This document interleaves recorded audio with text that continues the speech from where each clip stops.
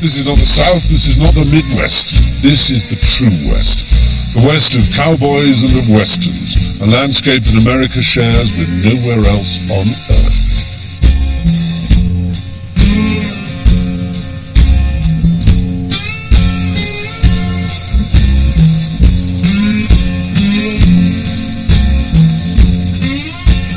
This is the Rio Grande Rift, a tear in the Earth's crust through which the Rio Grande flows south towards Mexico. The river has an iconic place in the American imagination.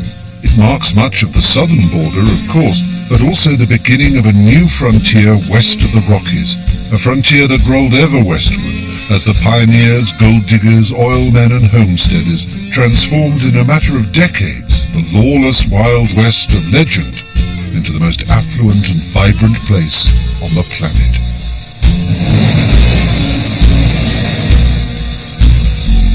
Talk about sure-footed. You timed this very well, I have to say.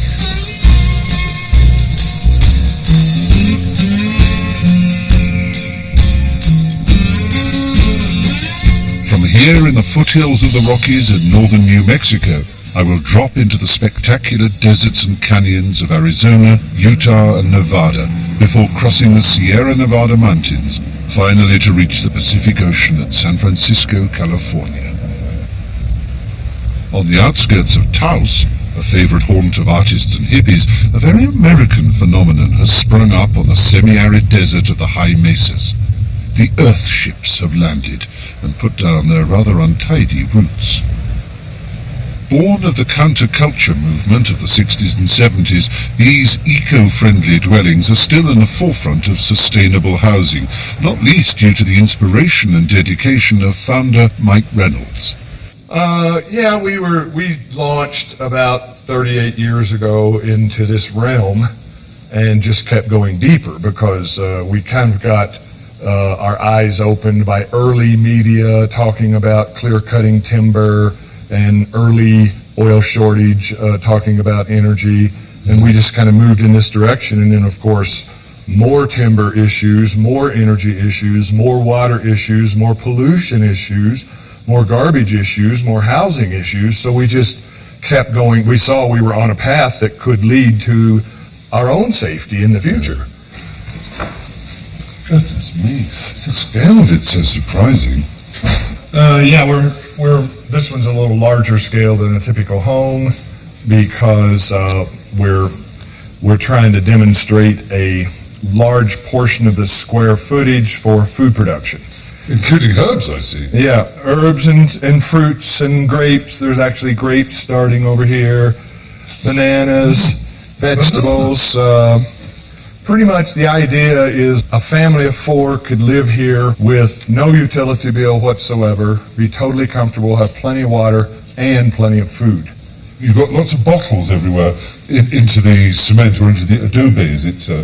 Both cement and adobe. The wall outside is bottles laid in mud, which you could totally do in Africa without any cement whatsoever. As are the cans. Yeah, and it just dries and it becomes a bottle and mud wall. Which is both beautiful and, of course, somehow a rather good symbolic reminder of all the detritus that we tend to leave behind and not do anything with. And you say you use photovoltaic, i.e. solar panels, is it? Solar panels, they're pretty common, but the reason they're not used that much is because most housing requires a tremendous amount of power for heating, cooling, and pumps and all kinds of things like that, whereas these homes do most of everything for themselves. So what little bit of power we need is easy to achieve with solar photovoltaic cells. And you've got all the normal kitchen things, lights and coffee machine and cooker and so on. And flat screen TV and computers. In other words, you don't have to do without anything to live completely independent of all fossil fuel utilities.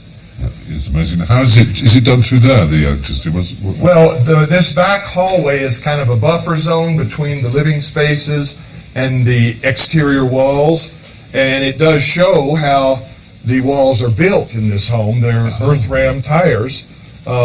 You could drive a pickup truck into that and, go through the windshield yourself. And there actually is the water organizing system with the pumps and filters. so that you have conventional household hot and cold running water. Do you recycle water after? And yes, we do. We have a limited amount of water in this arid climate, so we take the water from the cisterns, run it through our filters, take a shower in it. Yeah. Then it runs into these planters that are called botanical cells. So the plants actually filter the grey water, as they call it. They filter the gray water and actually clean it up. So we flush the toilet with water you took a shower in yesterday. But it's clean. It's not drinkable, but it's clean enough that you can't tell it. Certainly clean enough for a toilet flushing. Yes. And then that water goes out into a conventional septic system. Right. Which then, rather than going into a drain field or to a municipal sewage area, goes into more outdoor botanical cells that are used for landscaping. So no sewage ever leaves the home. It's used by plants. And that's very unlike the way we do things in the 20th and 21st century, where we like to send our poo away as far as possible and not really to think about it and to think about the enormous quantities of it that we produce. Mike's vision of a sustainable, self-reliant lifestyle is gaining wider recognition as both the financial and the environmental cost of oil seems inexorably to rise. Of course, not so long ago, this was the only way to live. Indeed, for hundreds of years before Europeans invaded these lands, the local Indian population had adapted to this harsh environment by banding together in adobe or mud wall villages, pueblos in Spanish, and hence their name, the Pueblo Indians. New Mexico has one of the highest percentages of Native Americans of any state. I'm in Santa Fe, which was America's very first capital city when it was founded in 1610 by the Spanish and given the splendid name La Villa de la Santa Fe de San Francisco de Asís. Today it is the state capital of New Mexico, but it's justifiably proud of its Pueblo Indian and Spanish heritage.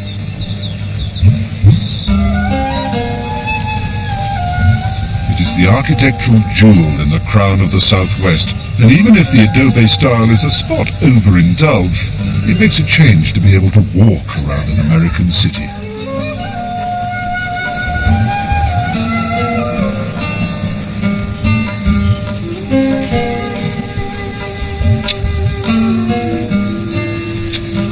Well, this is just another old Santa Fe courtyard stuffed with colourful knickknacks for the tourist trade, you might think, but actually, this was once the most secret address in the world.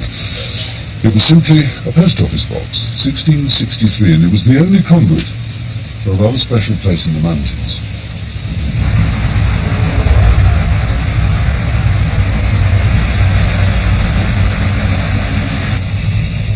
So this is the centre of nuclear America, the nucleus, if you like, the cradle. It's where it all began. It's where mankind first learned to harness the power of the atom. Both a terrible and a magnificent event, I suppose. And that building there, that half-timbered building, was in the 1930s and 40s a school. It actually boasts such alumni as the literary figures Gore Vidal and William Burroughs. And it was that school that was bought by the US government and formed the kernel of the Los Alamos Nuclear Research Laboratory. This is the quark bar in Los Alamos. Those of you who are good at physics might remember that a quark is an elementary particle named after a James Joyce word. I don't know what this place makes me think of. There's something very moving and very extraordinary about the photographs of the pioneers of Los Alamos. It's kind of optimism in big science, and there's an optimism in being American. And when the two come together, you create an astonishing energy, rather like the energy that they created when they split that atom and made that first bomb. I suppose some people would think this is a grisly place. It's a place of death. But to me, I see nothing but optimism. That's probably because I believe in science. Many people these days don't. I think America, for all its faults, still does. Los Alamos still looks after America's nuclear arsenal, but with its $2.5 billion budget and its massive supercomputers, it's at the cutting edge in practically every area of research. Terry Wallace is Director of Science at the lab. Oh, that's the most beautiful thing I've ever seen. I can't begin to guess what it does, Terry. So what we're really having is a very fancy electron microscope. So we're allowed to be able to look at materials, or prepare the materials and look at them on a submicroscopic level, and at the same time be able to probe it with ions so we can get the chemistry, the dynamics, the materials. And it's everything from organic matter to wafers of this, that, and the other, is it? The work that's going on in this particular one right now really is concentrated on films, in which we can push individual atoms around on the film. And the idea would be able to build atom-based circuits so you could have a quantum computer. So this is actually Los Alamos National Laboratory. They're taking individual hydrogen atoms and moving them. And so those are hydrogen atoms. You're actually corralling Right. a hydrogen atom, pushing it into... Yes, we grab those with probe tweezers, and we can spell out WAML. So you have all this power of quantum mathematics behind you and this extraordinary supercomputer. Are there other areas that you're developing? A substantial effort in what we call living machines. So can we make materials which self-reproduce? Now, the idea there that we're working on right now, and the research is not focused on making living systems, but systems which are self-aware. And so the example I would use is, if we could, instead of having just normal concrete on a bridge, we could have this self-aware material on the outside, it could heal its own cracks with stress, and time comes along. And so I think this is a very realizable dream. Our laboratory is here for one reason, and that's national security science. But to be able to get to do the national security science, you have to be at the frontiers of science. And since so much good work is done here, it's attacked about 3.5 million times a day from all the different ways to try to, either probe our information. Hackers trying to get in. But they're mainly state-sponsored hackers. And so... really? And so... countries which we won't name, but let's say they rhyme with China and Russia, actually have people constantly, as it were, hammering at your digital gates, trying to get in. Exactly. Oh my goodness. And so, I guess if Britain does too. When the theory and then the practice of the power of the atom was proved, it was the most momentous moment in science's history, really. Is there anything in science now which will yield equivalent astonishment, do you think, in the future? The real answer, we don't understand dark energy. So our solar system is filled with dark matter, and we see the interaction with dark energy. And because energy and matter are, some say, consubstantial because of Einstein. Exactly. Yeah. And so potentially, the concept of what we could get from dark energy or the conversion with dark matter could dwarf anything that we see within our particular system of the light matter, or what we see. Leaving the boffins of Los Alamos to ponder the conundrum of dark matter and dark energy, I head for the light, possibly the best light to be found in the entire country.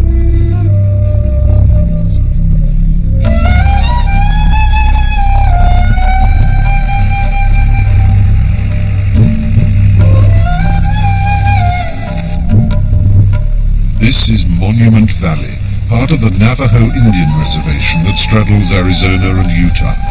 I'm meeting up with Jameson, a Navajo whose family have lived here from long before the coming of the Europeans. In 1938, John Ford shot his first Western here, Stagecoach, which was also John Wayne's first Western, I think. And then he did 9 more movies here. Now, have you ever seen any of those movies? Yeah, I did, Yeah, it's all because of Mr. Goulding. Yeah, now Mr. Goulding was a trader? Yeah. And he in the 1920s and 30s? Yeah.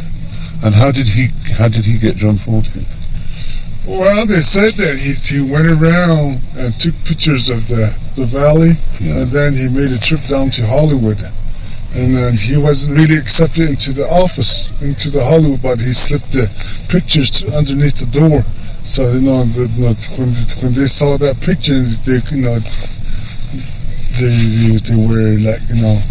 They were amazed by what they saw. And that's what brought John Ford here? Yeah.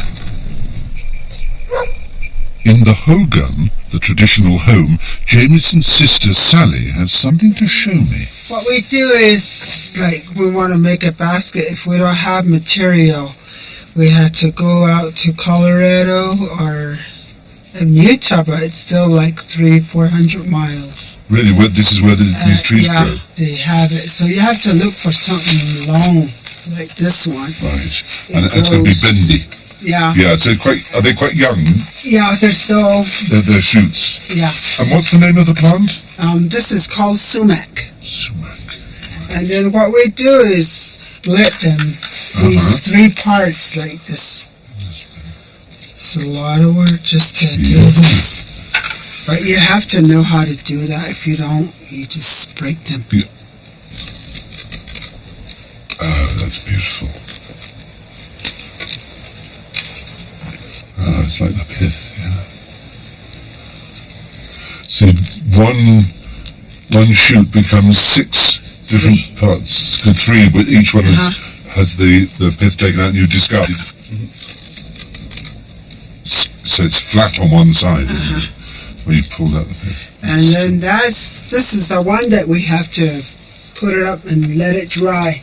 And it takes a couple of days to dry. So what we do is we take off the brown top. So this is the one that we use to weave with. This is the one that we colored them. So this is what it is right there. Oh yes, and white and black. So those 4 colours are the ones you use. And then we start off with sumac, like this one here. Oh, so you leave one which you don't peel, you don't divide, and that becomes... The rods, and you coil it up. And then when you're weaving, this one has to be moist. And then what I do is, and I have to make a hole in here. Right.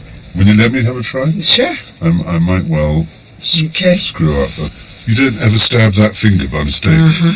Yeah, my hand's always right here, so. Oh, right, you keep it out of the way. Okay, put that on my lap. It won't slip Oh, Lord. Blindfolded. Okay, so the hole goes here. Yeah. Yeah?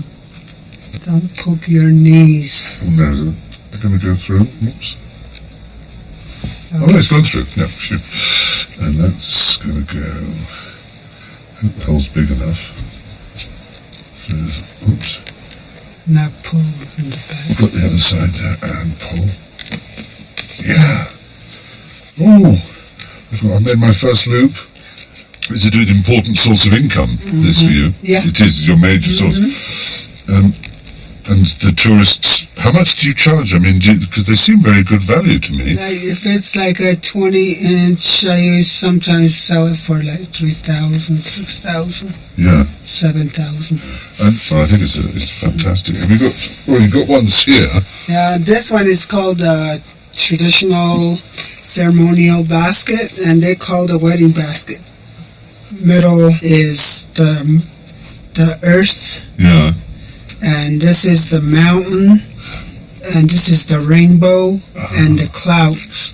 And this one right here, we never close it. We always have a opening, and that's the mind, the spirit line. Which goes between and through all the different elements. And this is the same thing, but with different colours. But it's very skillful and lovely. I shall have to buy one now. I may not buy one of your $3,000 ones now.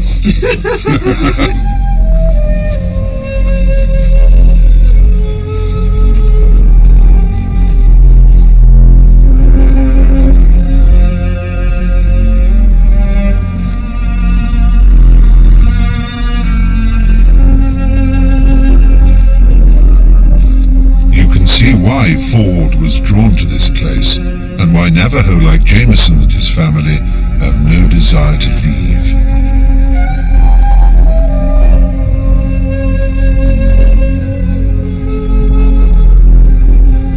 If ever there was a place where humans can feel connected to some sense of the spirit world, this is it.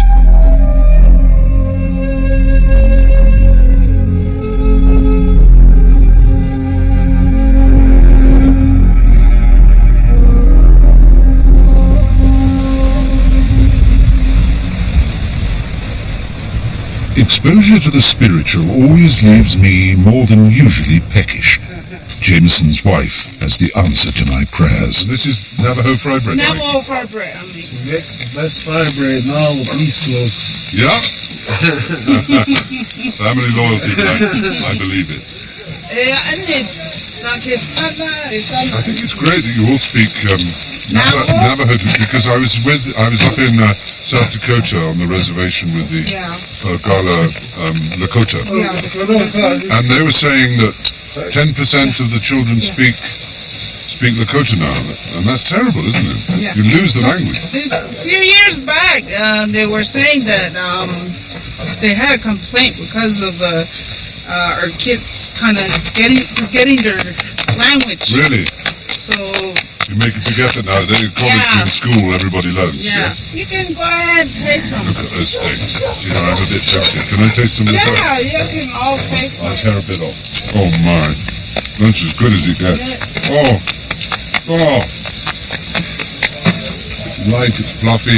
Yeah. Soft. Soft. Delicious. Absolutely.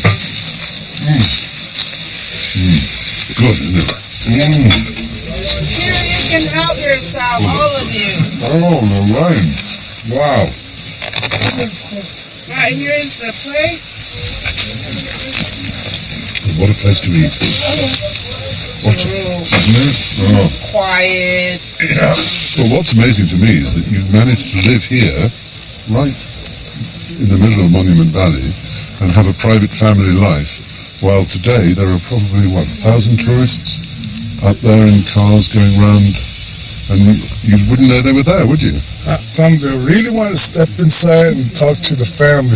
Sometimes they'll be there, they'll just walk over here and just say a friendly hello, but we'll just go along with it. You don't mind that? Yeah. Because you wouldn't go down an American street in a city and just open somebody's door and go, hello. Bordering the Navajo Reservation, Lake Powell stretches for 250 miles in a filigree pattern of extraordinary beauty. Looking at these ancient rocks, it's easy to think this would be a scene you could imagine thousands of years ago, but actually it's only been visible for the last 30-odd years. This is the completion of the great project of damming the Colorado River. And this is an artificial lake, a man-made lake. The Colorado River risen up into an old canyon. And maybe that's what adds its spooky kind of atmosphere. The fact that there is no life that's grown up with the lake. It's a new lake, so nature hasn't yet caught up with it. Maybe in 100 years' time, the kingfishers and the grasses and the reeds and things will make this a proper aquatic environment. But at the moment, it's more like an album cover or a computer-generated image.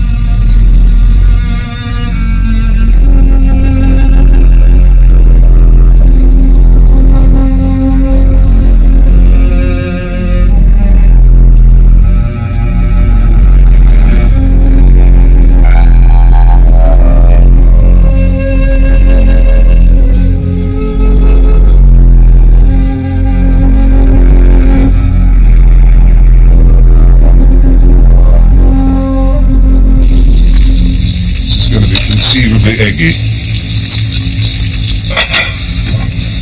Fucking hell.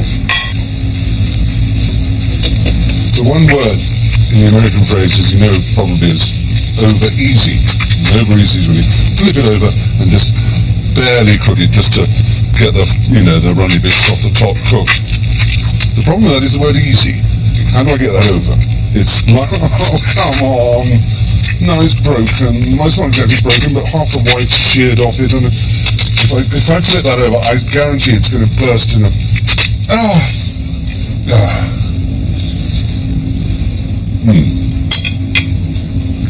It's not bad. The extraordinary thing about Lake Powell is that it's not better known. It's as if someone filled the Grand Canyon with water.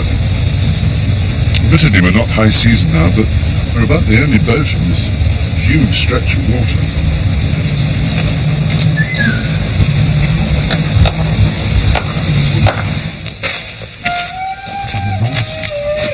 That's what you call it. That's Navajo Mountain. Navajo Mountain is very particular to your people. That's another one of our sacred mountains. Right. And of course the Rainbow Bridge is sacred. Rob to us. Bighorse, my Navajo captain, wants to show me something very special to his people. The largest natural bridge in the world. Greek goddess of the rainbow was called Iris, which is why we call the eye the iris, because it's like a rainbow. All the spectrum is there, the colours, if you look at it.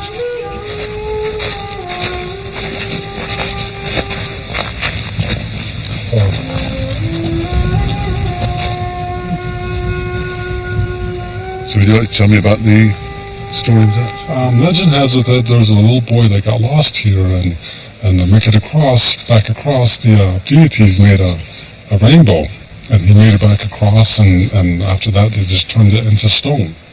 And since then it's been sacred to the Navajos. It's been sacred to the Navajos, yes. And how is that sacred nature shown? By never...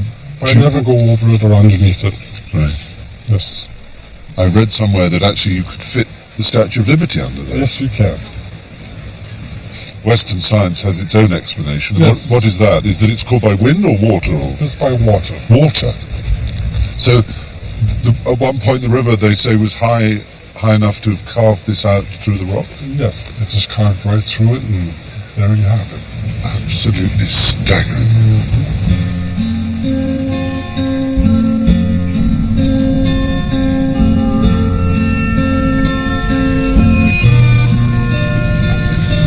I've jacuzzied my way around the world, but this just about beats it all, I have to say. You know, there are 1,900 miles of shoreline on this man-made lake. They're quite extraordinary.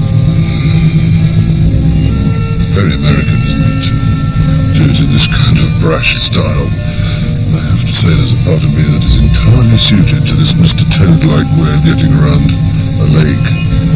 Others would pull on paddles and oars, but not I. Leaving the otherworldly landscape and my gloriously gargantuan houseboat, I realized just how much Americans are used to supersizes in everything. The distances out west are just vast. So it's with relish that I'm going to hitch a ride the 400 miles south to Tucson, Arizona, in another supersized form of American transport, the Boeing B-17 Flying Fortress.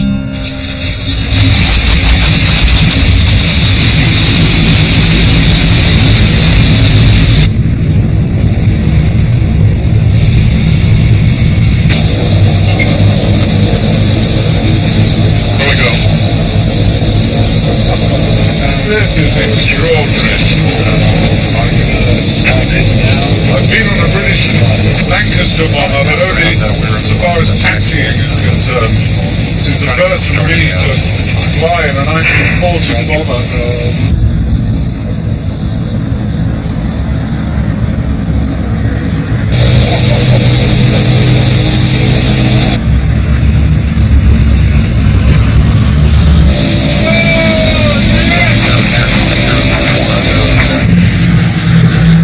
Cloudless skies of the West make it the perfect place for flying, and the United States Air Force has bases dotted all about. I'm heading for Davis-Monthan in Tucson.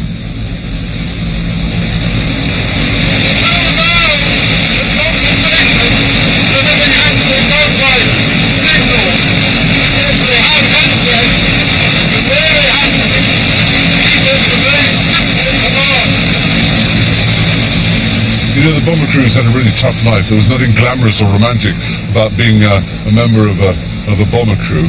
There are 5, 6 or 7 of them, depending on the nature of the flight, and they all had incredibly difficult jobs to do. They were very scientific, very mathematical jobs. They were constantly having to adjust for magnetic deviations in the compass. They were having to fly by dead reckoning with pieces of pencil and paper to find out where they were. They were having to work out their height and their glide and climb attacks, and all kinds of technical stuff. There was nothing of the dashing warrior of the air about them as there was perhaps for the fighter pilots. And indeed, they never really got the thanks at the end of the war for the job they were asked to do. I suppose we were all too embarrassed about it. Raining fire on civilians was not something we should be perhaps proud of.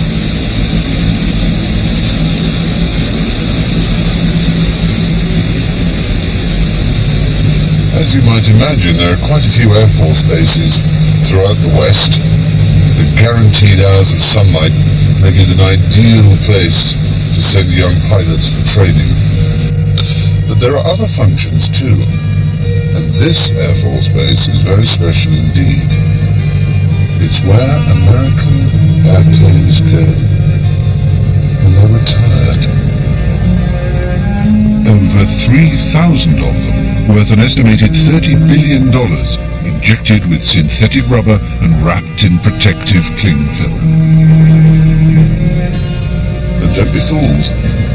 At a single sound of a bugle, they could rise again to serve their country. They're not dead. They're just mothballed, sealed up for the time being. Line after line of them. Fighters, bombers, attack aircraft, surveillance aircraft, supply aircraft, helicopters, fast jets, great lumbering transports. Spooky.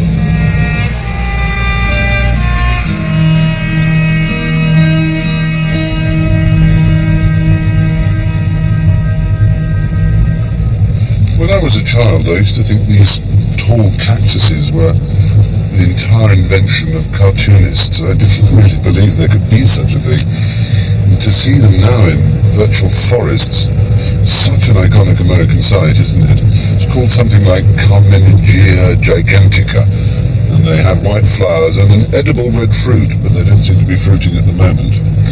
And they're very often rude, of course, because they've got two arms and other protuberances. If there was an Arizona that life, then Esther Ransom will be receiving rude cactuses every week. But they're noble. Some of them up to 45 feet. Enormous. Some of these saguaro cacti are over 100 years old and were well into their middle age when the Tucson Film Studios started life here as an alternative base to Hollywood for shooting westerns. Since 1939, the backlot has been graced by everyone from Jimmy Stewart to the Duke, John Wayne himself. The studios are still used for filming, as well as being an attraction for us out-of-towners. Fancy stagecoach you got there, mister. It is pretty fancy, isn't it? You don't see too many around these parts. Never seen one in my life. You should come to London. You see hundreds of them. Mind you, we don't see too many cowboys in London, so it's a fair exchange.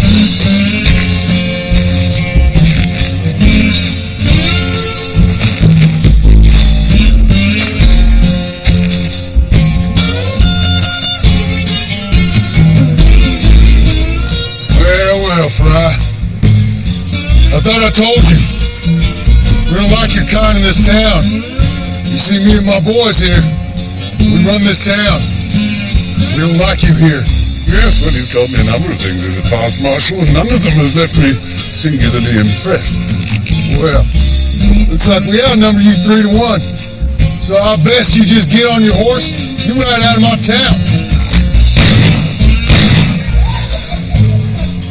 Well, that seems to have evened the odds up a little, doesn't it? Fine by me, Fry.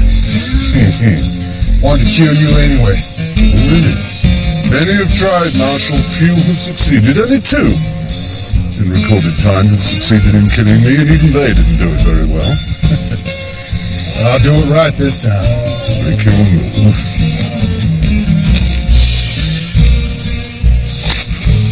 Go!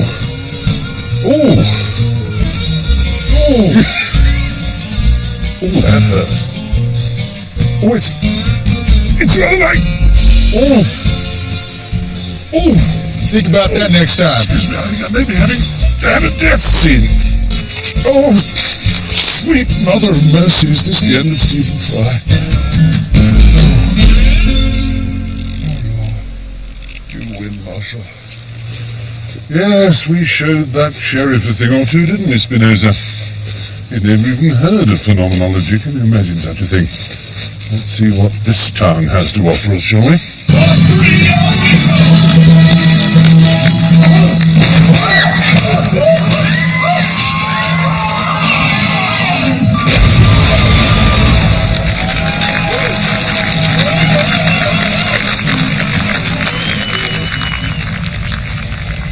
Yes, during my taxi for an eagle's eye view, I travel the 350 miles north towards Las Vegas, Nevada, passing over that most famous stretch of the Colorado River, the Grand Canyon. At its westernmost end, the river is once again tamed, this time by the Hoover Dam, an extraordinary engineering feat born out of the great public works after the Depression. It's the dam that has created the water and light that powers the oasis of wealth, beauty, opulence and vulgarity that is Las Vegas today. Absolutely wonderful. Look at that. And of course you have the Rio and the Palms. Sin City, as Vegas was known in the days of Bugsy Malone and the Rat Pack, has evolved. Today, less than half its revenues come from gambling. Business conventioneers are the new high rollers, and with them come a host of arcane management rituals. The newest entrant in this lucrative field is an outfit called Spy Games. Mr. Fry, Yes? there's been an incident. Really? Do come in. Incident. Would you take the time to read the letter, please? You're alone. Yes, I am. Tragically. They call me Trixie. Do they? Trixie, right. Mr. Fry, you have been personally selected to join forces with the notorious Las Vegas crime boss known as The Boss. You'll be acting as our mole in a newly formed group of CCI special agents that think they can outsmart us. Here's the deal, Mr. Fry. Right. There's been a kidnapping. Yeah? I've done the kidnapping. The problem is that the agents are getting a little too close. I need to know that I can trust you. Right. The agents of The agents of the agency. are getting too close. They're getting too close. To me, to the boss. I Right. need your help. I'm on your side, am I? Yes, I hope so. Right. Can I trust you? Can Trixie trust me? Can I trust her? This is Vegas, where the unthinkable, if you're not careful, becomes a reality. Sir, why do you have your glasses on your paper? Oh, I use these for... Why aren't they on your improvement of vision. face? Why aren't they around your neck? Because they're only necessary for when I'm reading. I have presbyopia. Are you being difficult? No, I think I'm... Get up against the wall. Get up against the wall. Spread them. Are you laughing? Yes, because this is what I was looking forward to. Oh, all right. We have case 257, missing Michael. The mission. We have received information that Michael Caprio, the PR director of Chippendales, has been kidnapped and he is in danger. Your PR director has been kidnapped, so you all won't be able to do any more dancing for those ladies if we don't get them back. The boss has planted his spies throughout the city to take watch over the current situation. These spies are expecting a visit from informants whom they've never met face to face, but they are identified by a secret code word. The special agents are to pose as informants by using the code word to gain information where the ransom is going to take place and discover who the boss truly is, since we have no idea. So you guys get what's going on? All right. You want us to pretend to be informants for the boss? Exactly. Man, he is bright. Your team must select a team leader, appoint a case file agent. Spy Games run corporate bonding and team leadership courses, all that management guff I've luckily been able to avoid in my life, that is, until now. Only this course seems rather more complicated than firing a paint gun at a portly middle management colleague called Dick. Detective text? Yes. You on the team as well? Yes, I am on your team. I'm the only one who might look as if he isn't a Chippendale. Right. I'm tagging along today with some of the Chippendales, one of the big hits on the strip for the past 5 years. I don't know why they need this, but self-improvement is a fundamental American right, and they seem to take it pretty seriously. Yeah. Oh, gotta get the camera. I'm so sorry. I think we're off on the hunt to find informants who have been planted all over the city. And unless I've got it hopelessly wrong, my job is to sabotage the whole thing. Not quite sure how this helps team building. Maybe I'm a lesson in the limits of trust, or just a pawn in a game I don't understand.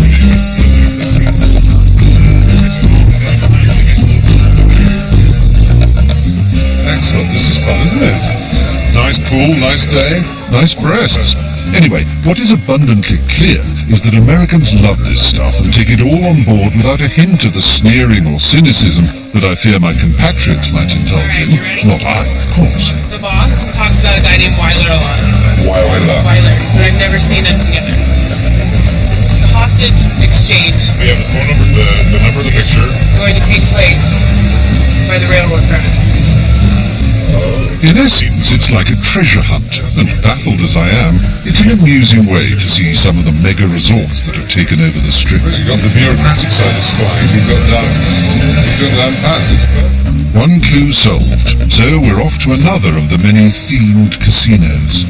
Remind me what we're looking for here? Well, we do not know. We are coming here unlimited as a clue. So we're just going to hope for a text. You can also ask Chuck's Star Trek Experience. And now we have to find a man called Jugs, and we have to take photographic evidence of our meeting. Excuse me, sir, would you be kind enough to take a picture for us? Yeah, that would be really kind. Thank you very much. Here we go. But being the cunning double agent that I am, I've turned off the flash. Is it on the wrong setting? I'm beginning to enjoy my duplicity. Maybe I should have taken that job with MI6 after all. Oh, and I must exchange a token with Jugs without the chips twigging. All very spooks. You're right. You gotta make sure you say Jugs in. Jugs. Right? Kind of handoff. He's tried twice to misdirect us in the directions, and I think he couldn't flash off. he taking flash off on the camera. He's trying to slow us down. He also keeps leaving the camera around and forgetting it. That's why we have it in Sean's head stuff. So, we are at the Hilton and we're going to the Grand, we think, yes? 1, 2, 3, 4, 5 stops. All right, gentlemen, we do have some things on our mind right now, and that is the mole. So everybody right now would empty their left pocket. These are the payoffs. Way to go, gentlemen. I think we have found our mole. I agree. I think so too. Why? Because one, I saw you hand it to Jugs. Plus, when we were going to the Star Trek Experience, you tried to misguide us. Even when I told you the right way, you tried to get us the other way. Yeah. You also turned the flash off on the camera so we could And you tried to leave the camera at the bar. You set it on the bar when we started to walk away, and I said, go back to the camera. So, with all these things, every time we batted up, we've talked it over as a group. We've officially decided we're the mole. I have to admit the Chippendales are not just a bunch of pretty pecks, and like so many Americans, they just seem instinctively to get this, whereas I don't.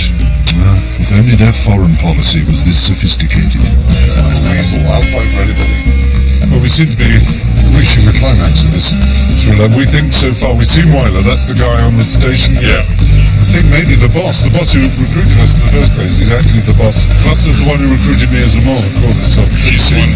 She's called Trixie apparently. That's what she told me her name was.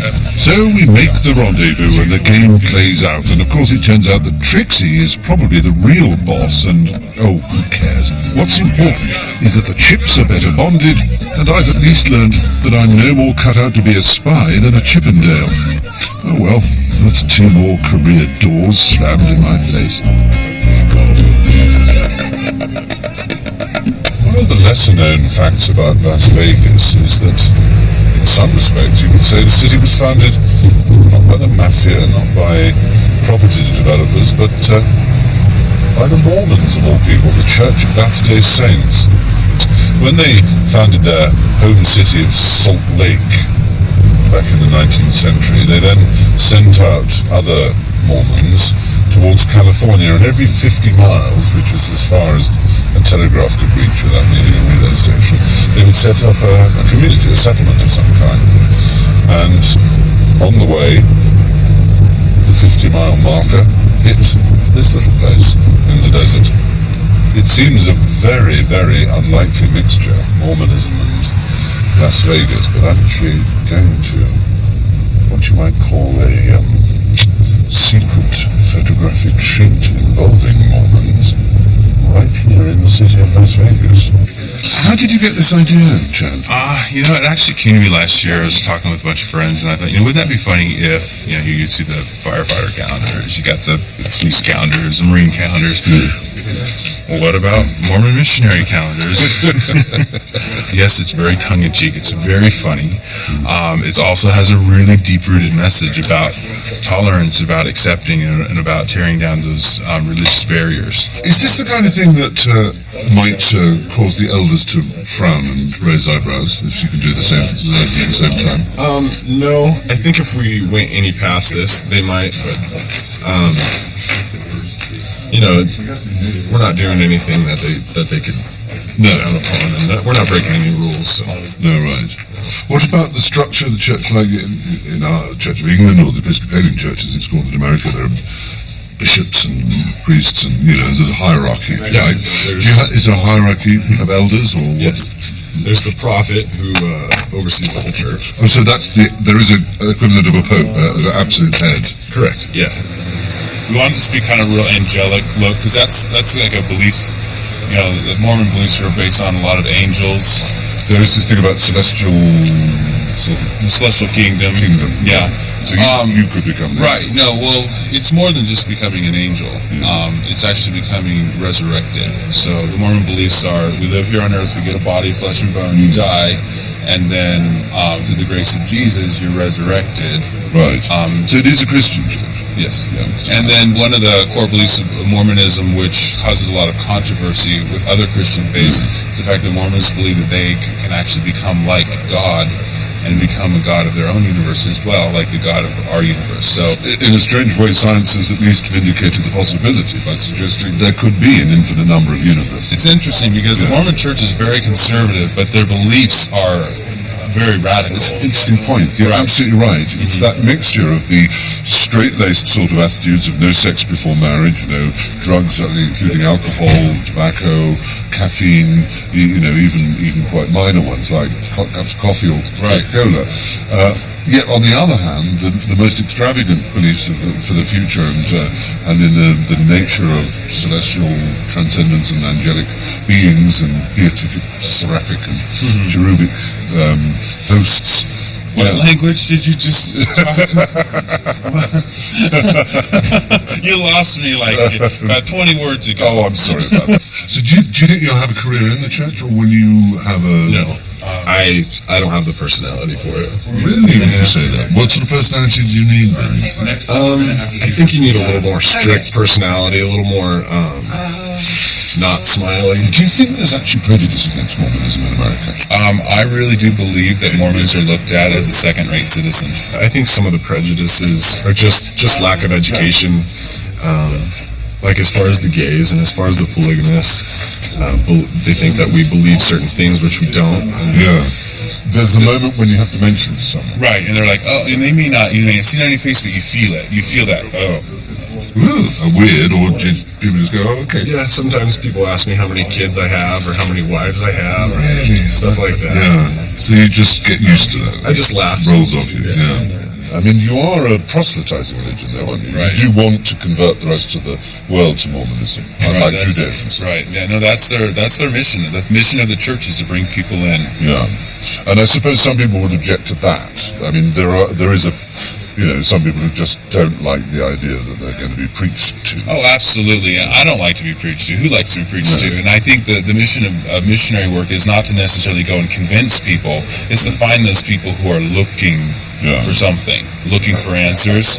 And, hey, this may work for you, it may not work for you. Yeah. And this is like the official uniform of missionaries. I mean, this is how they're identified. You got the white shirt, tie, name tag, sometimes backpack, bike. These are the guys that you see going door to door. And then the guys that we shoot, that's them for who they really are. To show that these guys are just regular guys. Regular kids. I mean, they're young. They go out and they're 19. That's brilliant. That is very funny. That is hysterical. They said I was being boring, so really tried to spice it up. What scripture was that? Of course, there's more to Nevada than the new kid in the desert called Vegas. It's known as the Silver State for good reason. Gold and silver mining reached a peak here in Virginia City 150 years ago. 30,000 prospectors made this town one of the richest in America, and to help them spend their hard-earned scratchings from the motherlode came inevitably the gambling dens and the prostitutes. The mines have all but shut down now, but the whorehouses, like the casinos, are still booming, and only in Nevada they're entirely legal. Queen among them is the illustrious Mustang Ranch, run by its formidable madam, Susan Austin. Hello, yes, you must be Stephen. I am indeed. Well, what a pleasure to meet you. It's a pleasure to meet you as well. Thank This you. is my first time in a brothel, I have to confess. I have a brothel virgin on my hands. What fun! This is our parlor, and this is where the ladies do their lineups. It's also where we have all our achievements. Is there an award industry for brothel? Oh, yes, there is. You shouldn't be surprised. Courtesan of the year. I was trying to create a British gentleman's club where the old hunters could sit around in front of the fireplace and discuss the animals they have hunted in Africa as well as the women they've conquered. It would raise a few eyebrows in the Garrick, which is the club I'm a member of in London, but yes, I've got comfortable chairs and dark wood. It's on fireplace. its way. And you mentioned a lineup. Is that literally when a customer? Would you say customer or John or? Well, I use the client? word client. When a client comes in, we seat him right here, and then the ladies come out, one from each side of the room, one at a time, and they introduce themselves, and then they step back against the mirror. Hi, I'm Mandy. Mandy, all right. Very nice to see you. Well, come sit down. I'm just here for a chat, as it happens. That way, the gentleman can see them walk, talk, and up close, and decide whether that's the one he wants to pick. See, if I were doing that, I'd just be embarrassed about offending the one I didn't choose. No. I give a little preambulatory before. I say, honey, this is the way it works. All the ladies are going to come out and they're going to introduce themselves. You pick the one you like. Now, if you don't come to a decision with her, you come out and pick another one. Remember, dear, you're not getting married. This is a business. How did you find the first time? Was it nerve-wracking? Did you get help? Were you all psyched up for it? I was nervous, but I had a friend of mine was here, and everybody, like all the girls here, are awesome, very awesome, just very helpful, and it's like when you first start, you're either prepared to do it or you're not. You know what I mean? Yeah. Having sex is very easy. When guys like you, it's that much more easier. So they choose, and then the rooms are off here, are they? And you haven't had too many weird requests yet, really? Never, no. But what's weird to me is That's the point. far beyond what's probably weird to other people. You're a young girl, an attractive young girl, and you might get some men like me coming in, great overweight, wobbly people in their 50s, and your heart must sink. You go, oh, God. Not at all. Not with me. You're No. okay with that? That's why I'm here. Yeah? Oh, you like I love wobbly. men of all different types, sizes, shapes. I do. And do you think I love that's... variety. And you actually enjoy your work? I love it. I love my job. That's fabulous. Not many people can My say mom that. knows, and she's like, I'm so glad you found a job you like. I'm like, me too. I should have been here years ago. Now, we're going to stop right here. These are our negotiating rooms. We don't discuss sex and money in the bedroom. Most brothels do. It has to be discussed in a private room. It can never be done in public. That's one of our state statutes. So, This is by law. by not just- law, yes. So So you- this is where the men come in and talk about what they'd like to do, how And long, how long how they many want to- positions. Right. Yes, all the details. You have to know all the details. And the girl will decide on the basis of what's required how much it That's will how she cost. prices it. It's not your decision. No, as the, it's not as the my madam. decision at all. It's the independent contractor. She is her own businesswoman. She sets her own prices. Yeah. Right. So Now, it's by like state, having the Louis Vuitton concession in a department store, That's as right. it were. Exactly. You are the department store manager, but they can charge what they like. they can charge Yeah. what they'd like, That's- what the traffic will bear. Yeah. Now, if a man was doing it, even with, Cialis and Viagra, he'd be lucky to do it 4 times a day. And he'd be young and pretty, fit. After a certain age, he'd have to fake it, or he couldn't really fake it. Because Right. unfortunately, it's harder for a man to fake it. Do you actually find yourself orgasming many times a day? Can you do that? Yes. Wow. Yes. So that's Depending on the time. For me, I'm just kind of like a guy. A little time has to go in between there. It's not going to be like multiple. No. But yeah, I'll have I'll enjoy a party with the customer and go back out to the bar and sit and talk with people, and the next customer might have it again. I'm like, I'm exhausted. And do you think men know if you are faking it? Probably. Yeah. But you wouldn't? I don't. No. After the discussion is done, the decision is made how much he's going to spend. She may not touch the money or the credit card until she's done what we call a DC. DC, I can't work this out. Okay. Not direct contact, not... No, not direct contact. DC, oh dear, no, that can't be that. Oh, yes, it can. Oh, no. By state law, she must check the man's genitals. Oh, my Lord. Well, she's certified clean. She doesn't have any sexually transmitted diseases. So it would be foolish for her to go in a room with a gentleman and then get his pants down and discover, oh my God, he's got herpes, or he has... some weeping wart. Something, yes, something. And so we have a very bright light. We have warmed baby wipes because we know how sensitive you are. Oh, but it's fun. Stop it. It's fun. It's fun to show your genitals. It's fun. What the girl says is, oh, we're going to play doctor now. All right. And she gets on her hands and knees with a baby wipe and the bright light, and she gets to fondle. But while she's fondling, she's checking every little area that's going to come in contact with her. Disease check. Dick check. Dick check.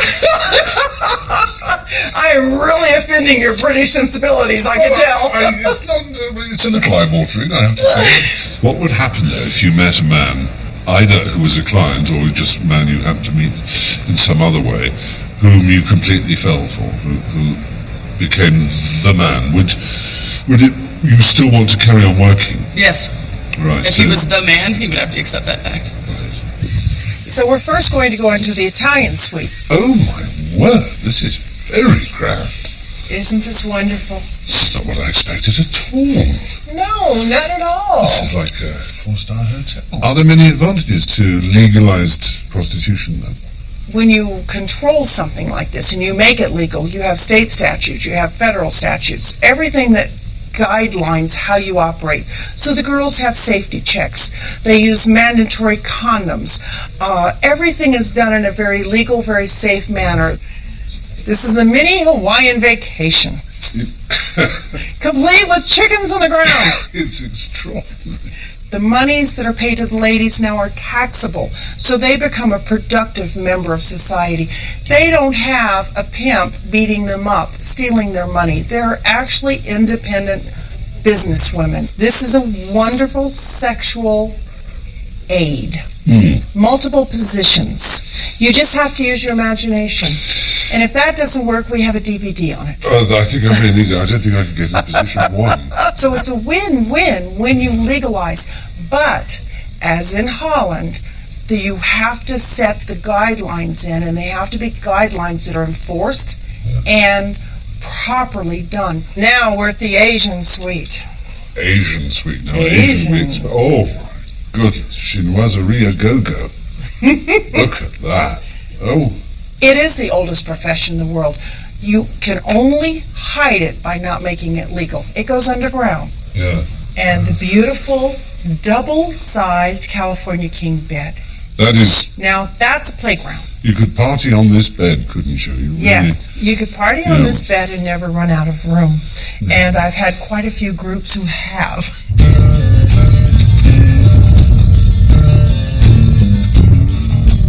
Leaving the lubricious delights of the Mustang forever behind me, I head for the mountains and the purifying alpine air of Lake Tahoe that straddles Nevada and California.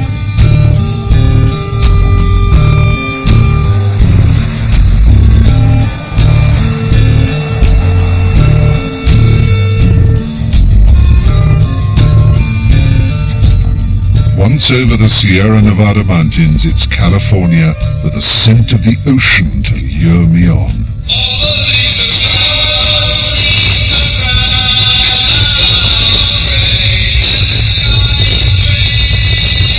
Unlike the pioneers and prospectors of old, I've had it pretty easy in my faithful cab, and I've now made it, as the anthem goes, from sea to shining sea.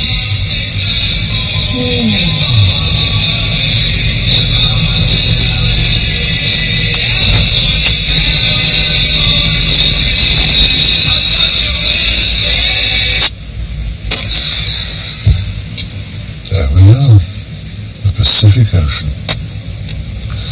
As Darwin remarked, a very badly named ocean. It's not being Pacific today.